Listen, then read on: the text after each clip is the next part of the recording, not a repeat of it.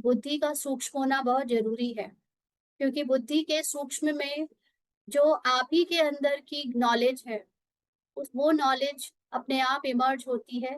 केवल बाहर से बाबा का ये ज्ञान उसको हेल्प करता है कि वो आपके अंदर की नॉलेज आपको याद दिला सके। तो इसलिए जो डिटैचमेंट है वो हमारी हर चीज से होनी चाहिए, ना सिर्फ शरीर से लेकिन शरीर की कहानी से, और यहाँ तक कि सबसे बड़ी बात संकल्पों से, पुराने संकल्पों से, पुरानी पहचानों से, पुराने बिलीफ सिस्टम से।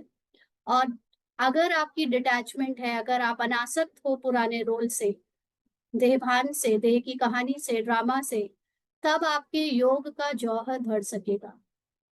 योग का जौहर मतलब आत्मा की जो आपकी अनुभूति है वो बढ़ सकेगी।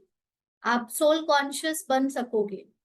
जितना ज्यादा डिटैच रहोगे उतना ज्यादा अच्छी पढ़ाई कर पाएंगे, जितनी अच्छी पढ़ाई कर पाएंगे और जितना डिटैच रहेंगे उतने अच्छे सोल कॉन्शियस बन सकेंगे। और जितना योग का जौहर होगा, यानी जितना आत्मा का बल होगा, आत्मा की स्मृति होगी, उतना वाणी में शक्ति होगी।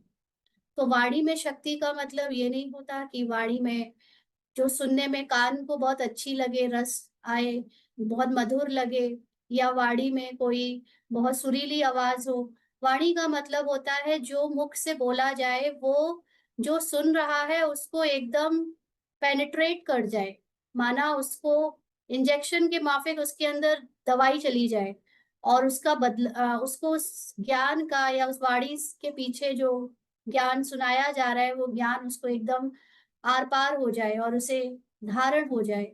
इसको कहते हैं वाणी में शक्ति। बाकी वाणी में हम जो अलग अलग अपनी अ, इच्छाएं व्यक्त करते हैं कि किसी की सुरीली आवाज है, किसी की बहुत स्लो आवाज है, किसी की बहुत कैसे कैसे शब्दों का, बहुत रॉयल शब्दों का यूज है, किसी के में कुछ है। इन सब से कोई फर्क नहीं पड़ता, क्योंकि इस तरह के वक्ता और इस तरह के भाषण देने वाले तो हजारों लाखों हैं। कोई बड़ी बात नहीं है भाषण कर लेना, या बड़ी बात नहीं है बहुत मधुरता से और बहुत वैसे बोल लेना। लेकिन वास्तव में वाणी में शक्ति तब कही जाती है जब उस वाणी से सामने सुनने वाले का परिवर्तन हो जाए, सुनने वाले को पेनिट्रेट कर जाए कि जो बताया जा रहा है वो वास्तव में क्या है, और उसको वो चीज समझ आ जाए। तो उसको कहते हैं वाणी में शक्ति आना।